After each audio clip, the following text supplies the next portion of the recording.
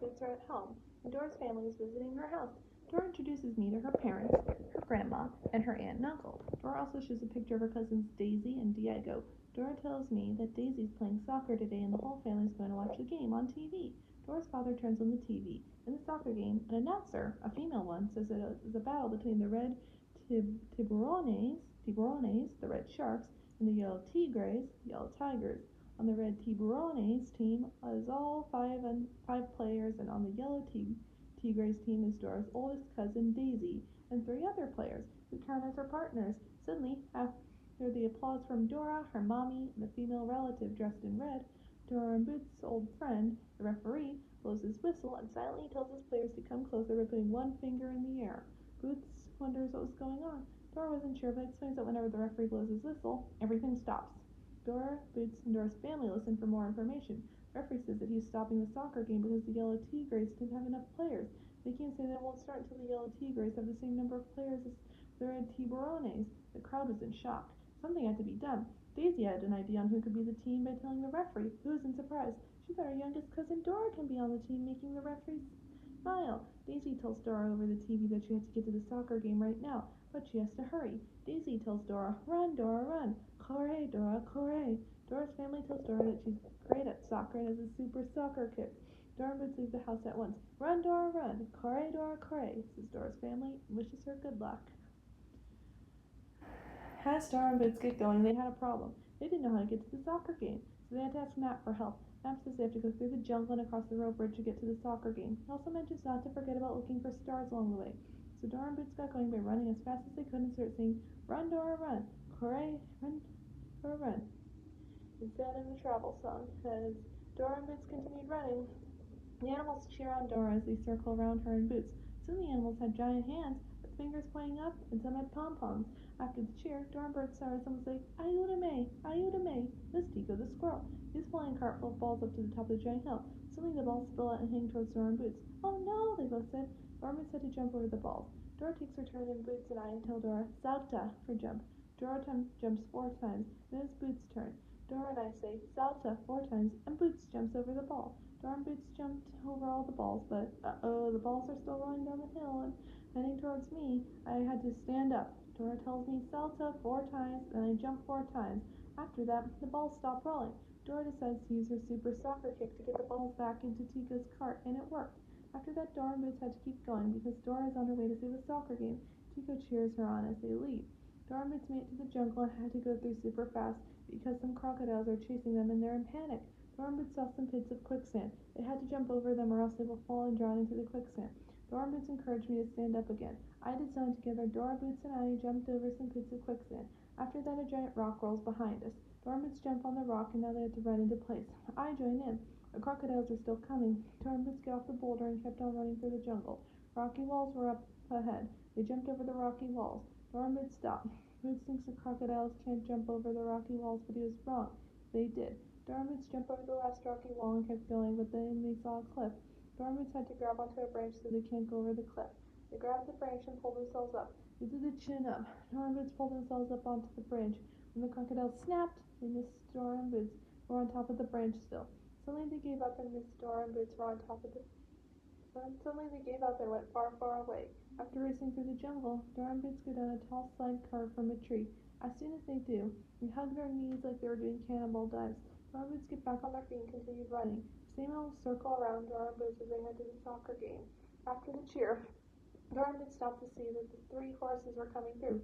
"Stop, horses!" shouted Dora and Boots, but the horses were so out of their galloping they couldn't hear them. Dora had a whistle so she could get their attention and asked me to check her backpack for one, and quick.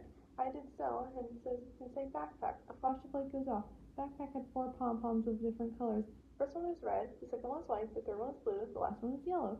I had to play a listening game and find out which color pom-pom had the whistle. I heard a quack quack, a siren whale, a long tweet, and a boom sound. Then I looked into the blue pom-pom and there was the whistle. After that, I get a look on what was under the other pom-poms. There's a duck under the red pom-pom, which went quack quack.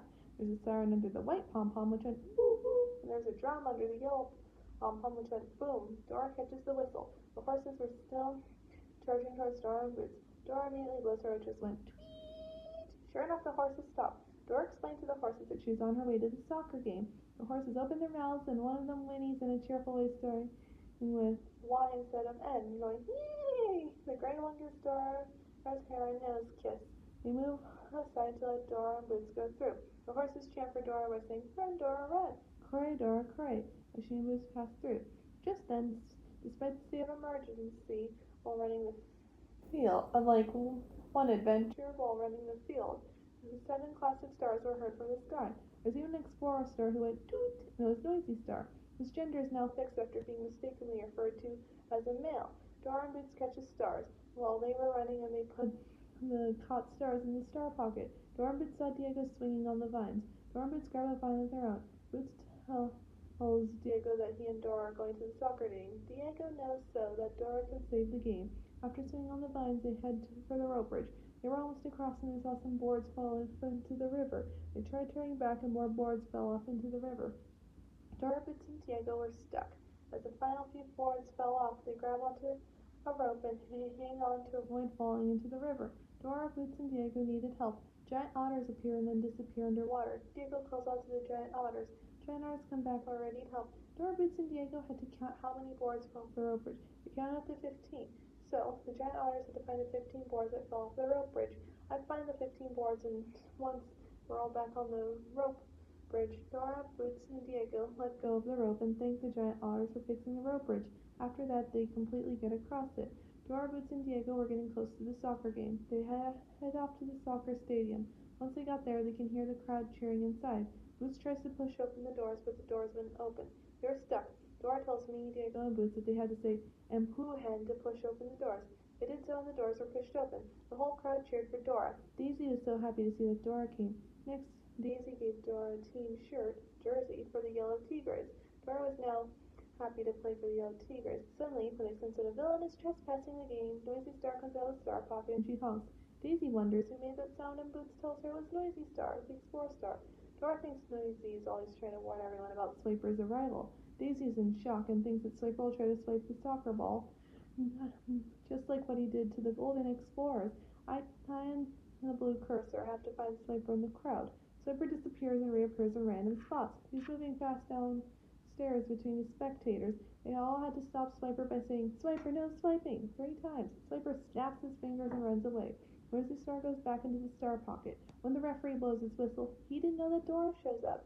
Daisy tells me to tell the referee that Dora is here. We shout out to the referee by saying, "Dora is here." The referee heard us, and now he can start the soccer game if Dora doesn't mind.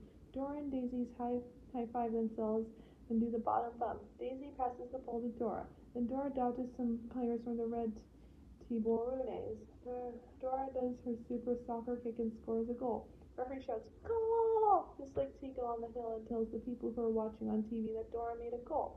Everyone cheers, especially the people watching the game on TV, and the 2 other Yellow Tigres team players and the Yellow Tigres team goalie who arrive. After that, the spectators in their seats dance, starting with them in the front row.